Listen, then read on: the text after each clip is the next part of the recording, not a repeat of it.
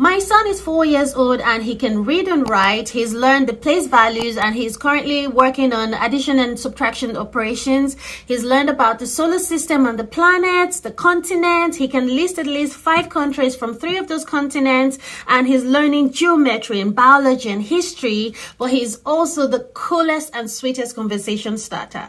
So you can understand why I regularly get questions along the lines of, is your son a genius? Is he a regular 4-year-old? Can my child learn like this? To answer those questions, number one, I don't really, in all honesty, I don't think that my son is a genius. And secondly, I wholeheartedly believe that it is very possible to support a child's learning and development at home. Now, for transparency, I used to be a Montessori teacher, so I have that in my experience and background.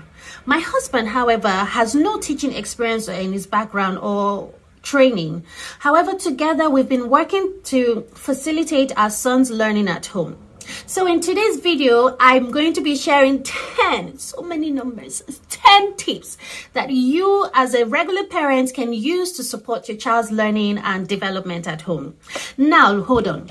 If you are new to this channel, let me first say welcome. This is the place, not a place, the place. So go right ahead, click that subscribe button and enjoy the rest of the video. You all know I'm not in the business of wasting time. So here are 10 tips to help you support your child's learning at home. Number 1, decide to be intentional about it.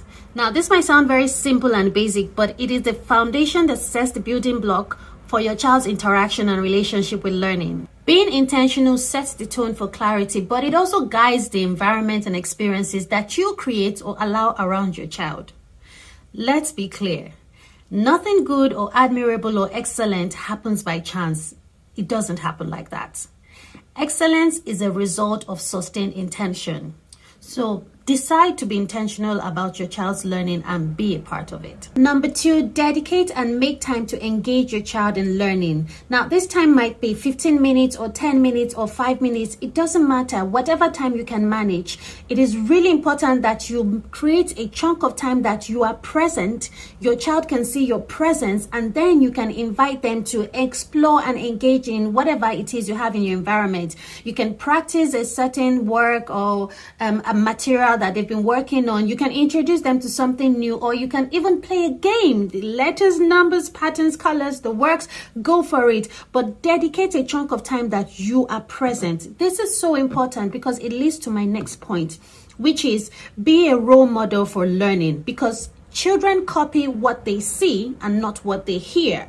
So it is very important that your child sees you demonstrating the learning process, being excited about the learning process, being a part of the learning process. You need to demonstrate to the child how to problem solve, how to pause, how to react or act when they've made the mistakes, and the process of correcting a mistake that they've made, and how to say that you want them to succeed at this and you're giving them your time. It is so important. So dedicate time to engage your child, and then in that time be a role model for learning.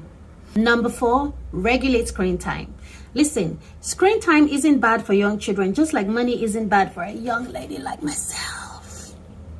Seriously though, iPads and technology are very useful tools for learning and entertainment in our day and age. And trying to argue otherwise tells me that you're trying too hard to be woke. Boo, get some sleep. Screen time isn't bad. The key word there is moderation. Now, moderation is a word that does not exist in a child's universe because they haven't yet fully developed the capacity to self-regulate. This is where you come in.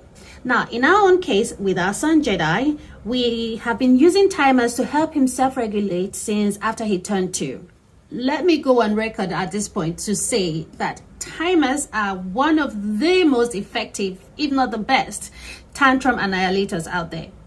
I think I should do a video about the benefit of timers. What do you guys think? Moving on, number 5, be very particular about the toys that you allow into your home. It is my belief that the home environment is one of the most sacred spaces on earth because it is from there that all persons and ultimately all works of society are birthed from. So in the case of my son Jedi, a lot of his toys have been made of natural materials, be it wood, metal, glass, ceramic, and all of that. And the reason for this is because they are not only durable and beautiful and inspire the child to apply a certain degree of care to their use, they also ignite and reinforce our appreciation and dependence on Mother Earth and cause us to think of ways that we can preserve our planet in order to ensure the circle of life. Wow. Is it just me or did I get it very quickly? And just to add that just because a toy is made of wood doesn't mean you should allow it into your home, because you know what? Not all wood is good. Number 6, develop the habit of having a gift list to share with your friends and family, because gift list is one way to ensure that you get the kind of gifts and resources that you want to receive. Now, I haven't shared one in a while, so public announcement to friends and family. You shall be getting a gift list soon because it is the festive season. God bless your generous heart. Mwah, mwah, mwah. Also, if you receive toys as gifts that you don't particularly like for your child, I think it's fine to regift it or sell it on Facebook Marketplace or something like that. You know you don't look a gift horse in the mouth, right?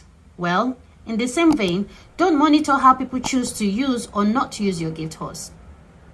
Number 7, look for ways to bring lessons and learning to life by making it a shared experience. Contrary to what the society would want us to believe, children enjoy spending time with their parents. They really do. Your child enjoys spending time with you, so take advantage of that. Play games with them, engage with them, and let them see you enjoying the learning process, because what they see is what they will copy. Number 8, this one is so important. Let go of your ego. Dear moms and dads, please let go of your ego. You're not the custodian of all knowledge. One of the greatest barriers to creating a friendly learning environment for young children at home is the ego of the adults, because we set expectations on our young children based on our capabilities as adults. Meanwhile, you cannot even spell broccoli. B-R-O-C-C-O-L-L-I. So please, shed your ego, as this then leads to my next or 9th tip, which is see yourself as a co-learner rather than a teacher. Because for all of us existing on our planet, ultimately, we're all learners. Finally, number 10, the grand finale. Always remember to be your child's advocate and not an adversary, okay? Because the atmosphere that you create and bring into your home environment is going to determine whether your child willingly participates in the learning process or not.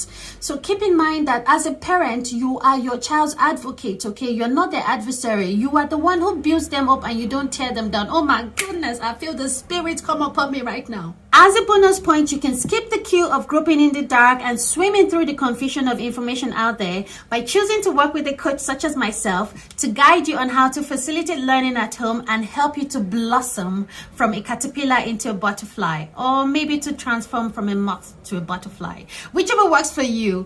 I will leave a link in the description below on how you can get started. That's it for today. I hope this video has been helpful in more ways than one. Thank you for watching, and I shall see you in my next video.